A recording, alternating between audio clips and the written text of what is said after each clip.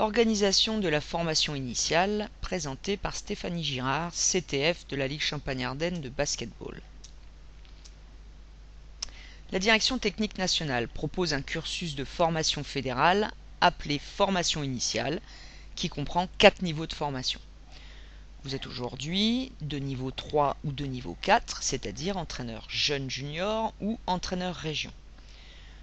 Pour accéder à ce niveau, vous avez dû, pour la majorité d'entre vous, passer par le niveau 1 animateur, puis le niveau 2 initiateur. Pour d'autres, passer par une validation d'acquis sur lequel on reviendra un petit peu plus tard.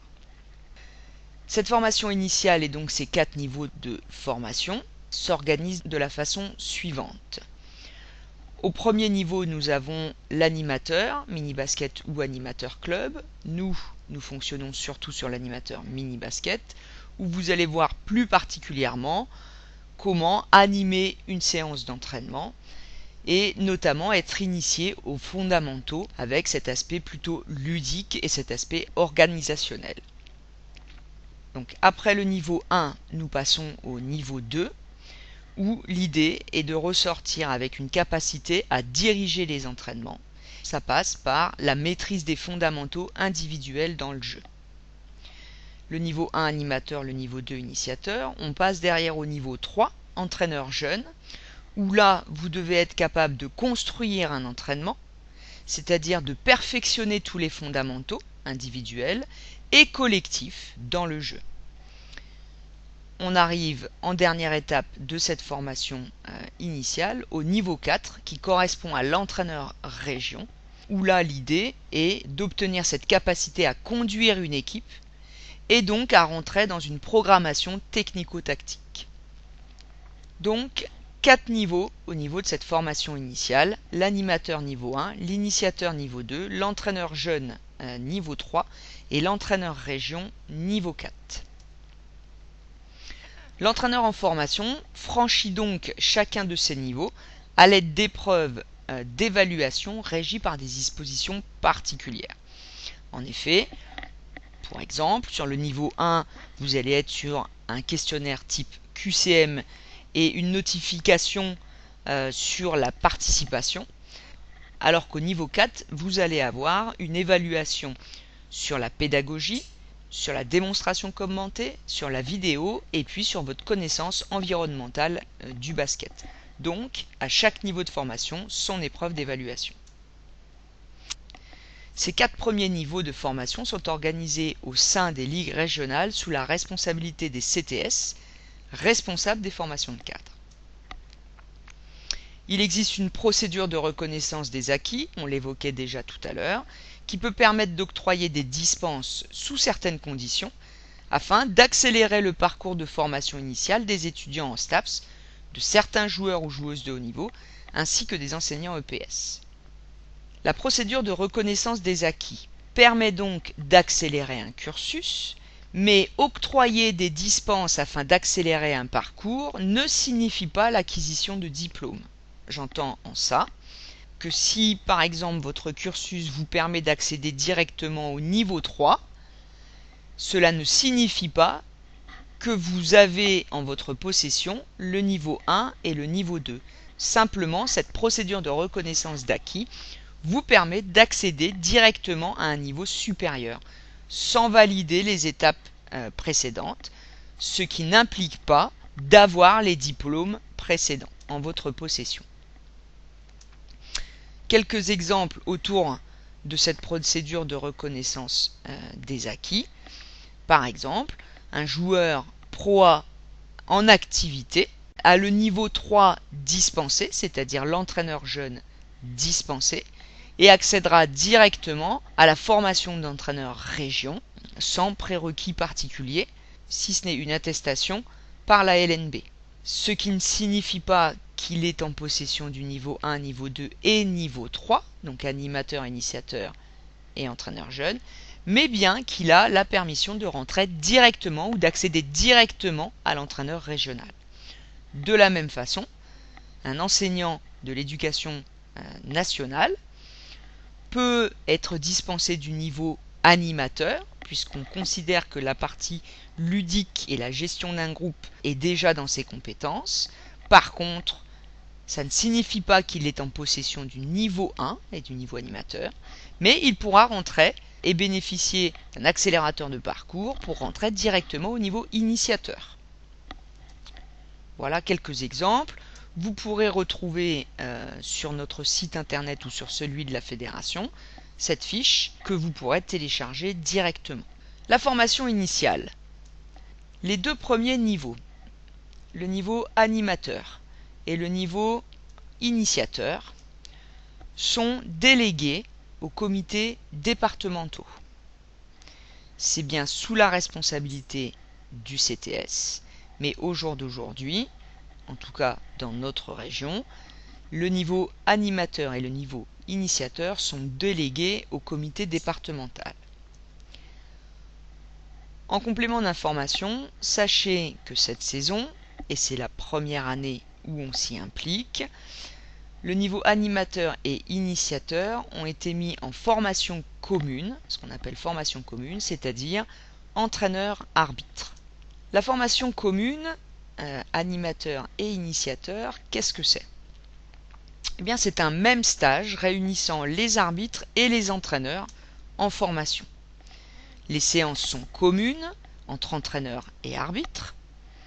On a donc alors un encadrement bipolaire, c'est-à-dire arbitre et entraîneur intervenant ensemble. L'évaluation peut donner accès aux deux fonctions d'arbitre et d'entraîneur.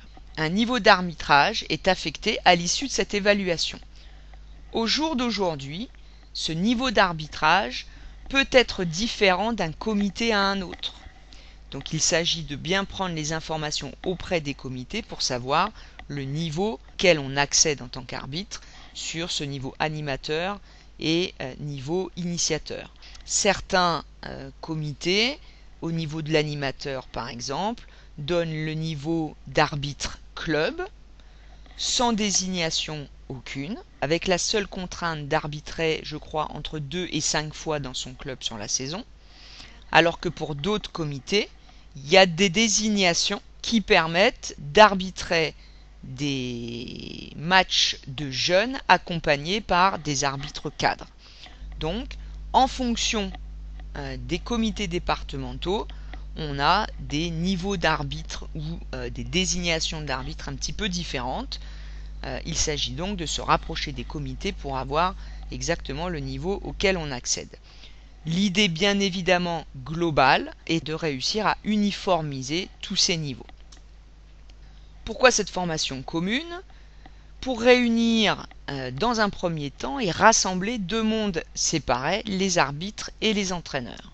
Pour donner une double compétence, arbitre et entraîneur, pour aider à intégrer l'arbitrage dans l'entraînement et contribuer à une meilleure formation du joueur.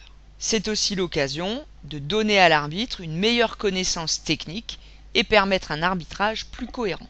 Et puis bien évidemment pour contribuer à créer des vocations. Pour quel niveau? On en parlait précédemment. Animateur, arbitre, on a donc bien un niveau arbitre qui donne la validation arbitre-club, qui reste à définir en fonction des départements. Et puis au niveau initiateur, on a bien aussi un niveau d'arbitre qui correspond à une validation arbitre jeune ou départementale. L'évaluation de cette formation commune est une évaluation commune avec une spécificité technique et une spécificité arbitrage. Cette formation commune est une volonté fédérale. Le rapprochement arbitre-entraîneur est une volonté fédérale. Il y a eu une révision du référentiel de formation qui a intégré les référentiels actualisés de l'entraînement et de l'arbitrage. Le but est d'harmoniser les contenus de formation et de donner un cadre de travail commun, et ça sur le plan national. Aujourd'hui, pour notre région, cette formation commune est mise en place pour les comités de l'Aube, des Ardennes et de la Marne. On revient donc à la formation initiale et à son organisation. Nous avons donc bien un premier niveau animateur, un deuxième niveau initiateur qui s'organise aujourd'hui sous la forme de formation commune et qui sont délégués aux comités départementaux, pour trouver par la suite l'entraîneur jeune, niveau 3, et l'entraîneur région, niveau 4.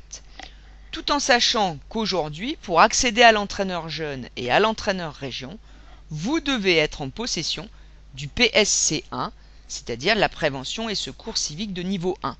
PSC1 qui correspond également à l'AFPS pour les plus anciens. On a la possibilité d'accélérer son parcours grâce à une procédure de reconnaissance des acquis. En parallèle à cette formation initiale, nous avons la formation du CQP. Cette formation du CQP s'organise de la façon suivante.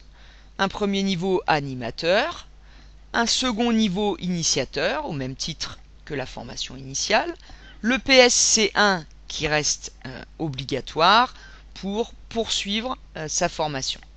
La suite de cette formation est gérée par un organisme de formation, on y reviendra, c'est-à-dire que si la ligue régionale n'est pas reconnue comme étant organisme de formation, elle ne peut pas certifier la formation CQP. Donc aujourd'hui, nous, Ligue Champagne-Ardenne, nous ne sommes pas encore rentrés dans cette démarche, mais vous avez la possibilité en France d'aller passer le CQP et de vous renseigner sur quelles sont les ligues qui aujourd'hui sont organismes de formation. Après le PSC1, on rentre sur un présentiel 1 qui correspond à l'entraîneur jeune, qui est accompagné d'une formation à distance de 20 heures, d'un tutorat et d'une alternance dans le monde associatif qui doit correspondre à 105 heures. Enfin, on a un stage en présentiel 2 qui correspond à l'entraîneur région, accompagné également d'une formation à distance de 20 heures. Autour de cette formation CQP, on a la possibilité de remplir des dossiers pour rentrer directement en validation d'acquis d'expérience qui vous permet éventuellement, au même titre que la procédure de reconnaissance des acquis, de valider certains UV et d'accélérer votre parcours. Si vous avez des questions, n'hésitez pas à nous écrire ou à nous en faire part lors de notre prochain rassemblement.